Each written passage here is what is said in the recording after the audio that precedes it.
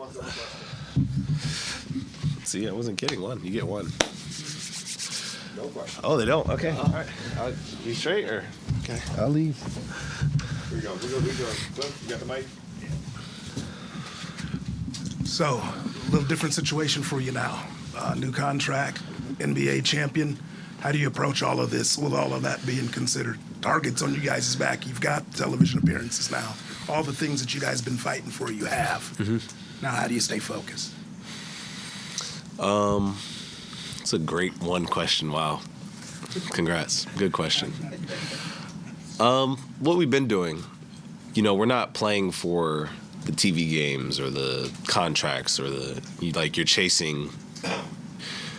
This is going to sound really dramatic, but you are chasing greatness. Like you're chasing to achieve stuff that hasn't been done in our organization and in basketball, and that's everybody's motivation. I think that's why we're a special group. So looking at it like the contract, obviously very nice, very blessed to have that. It's changed the trajectory of my family's life for sure. The championship is something that you obviously play for, but all that's in the past. I think having wrist surgery, I think was a really good thing for me. It allowed me to be grounded and kind of focus on that and forget about the championship and everything else. So, but everybody's trying to compete and get back to, obviously everybody's saying defending, but we're trying to be on the offensive as well and do that. So we're coming in with more motivation to do that every year. So it felt like last season, whether it was finally getting recognized, putting on an all-defense team, or maybe, you just did level up a level on that side of the ball. What do you think you changed last season that made you go to a new level as a defensive player? I think first is getting the notoriety is not something that I said I'm playing for, if that makes sense. So my job defensively is to make sure I'm on time and I'm doing the right things for my team. And then if people see it, they see it. If they don't, they don't. But I think it's just the longer you're in the NBA and you apply yourself to defense, the way I have, you start to pick up little tricks and you start to really understand it. And I've been lucky enough to be in the same system for 3 years to where I kind of know tendencies. I know what we're trying to get accomplished. So when you have a level of comfort too, it makes it easy. And also I have 5 players on the defensive end that can be all-team defense as well. You have Queso, Lou, Shea's usually in the running, Chet, AC. So we have these guys that can really play defense and make an impact. So it makes it easier on me to give my all defensively too. Curtis? From a basketball standpoint, how challenging was the offseason? Were you able to get work in, things like that? Yeah, I'm always able to get work in. With the because of the wrist. Yeah. I'm always able to work out and do that whole thing. I think it was a good blessing in disguise though. Just it allowed me more to take care of my body and not go full throttle.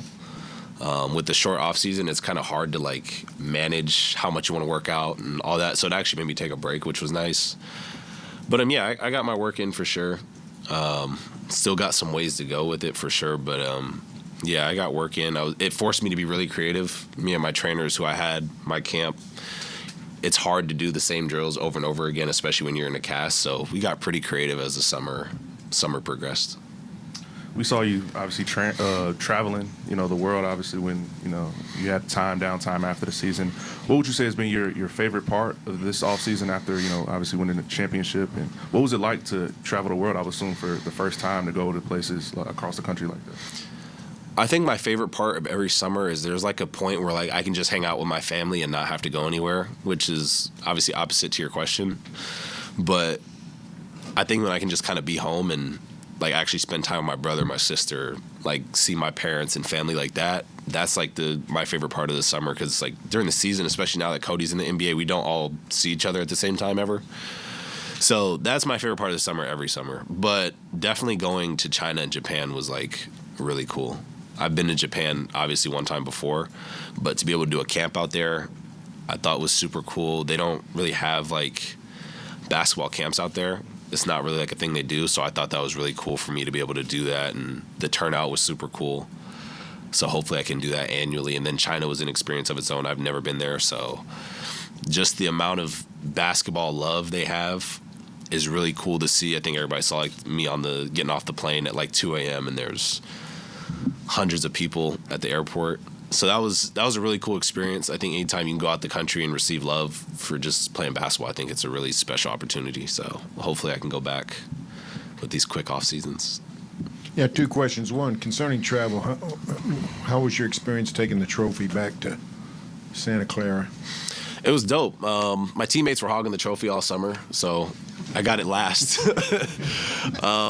It worked out good, though. I was able to see a lot of, like, familiar faces. I'm actually past the point where, like, nobody on the team is, like, somebody I played with, so I'm getting old. But it's definitely special to, like, share that moment, especially, like, my coaches and, like, the ADs and stuff like that, like, people, like, who were there when I was there. So that was a really, like, full circle moment to be able to be the first person to bring it through there and just have the turnout that I did was super special.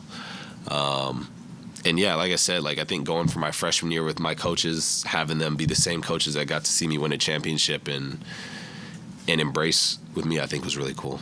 Second question, we're told that the same doctor who operated on you is John Mateer's surgeon.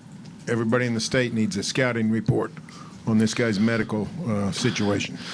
I'll keep it short and sweet. He did Kobe, so let you do that. Dr. Shin's awesome. He's been good throughout like the rehab process and just the surgery in general. Yeah, actually, crazy enough, I think he actually did my brother's ankle stuff too. So he's kept it in the family. I was going to ask you about the Japan trip, but actually you already mentioned that, so I'm going to change the question. So can you kind of look back to the parade actually in Oklahoma City? Because you guys come down in on the street and actually share all the excitement with the local fans. Can you kind of look back on that? Yeah, it was special. I'm not too familiar with everybody else's parades, but I don't think everybody would run the whole entire parade the way we did. So that was cool. It just felt very, very fitting. It's a very genuine fan base. And it's like seeing them when we were on the float just felt weird.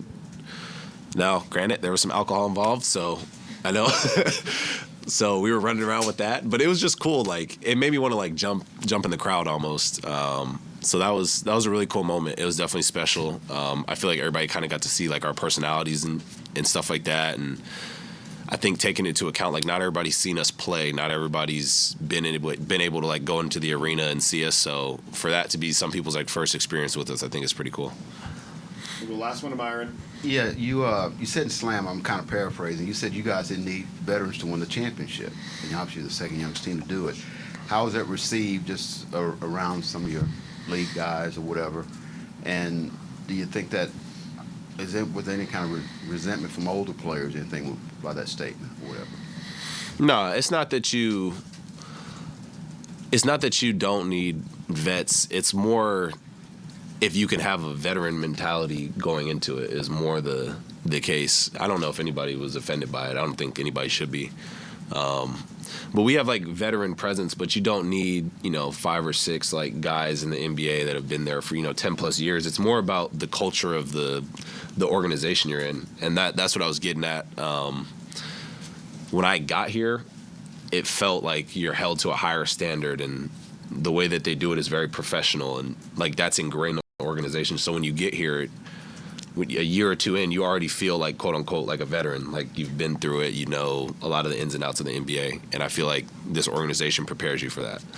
And we've been able to mature through our experiences as we've gotten older. And that's kind of what I meant by that quote. Hopefully nobody's too offended by it, but it is what it is. Thanks, Doug. Yep, Shay's in here.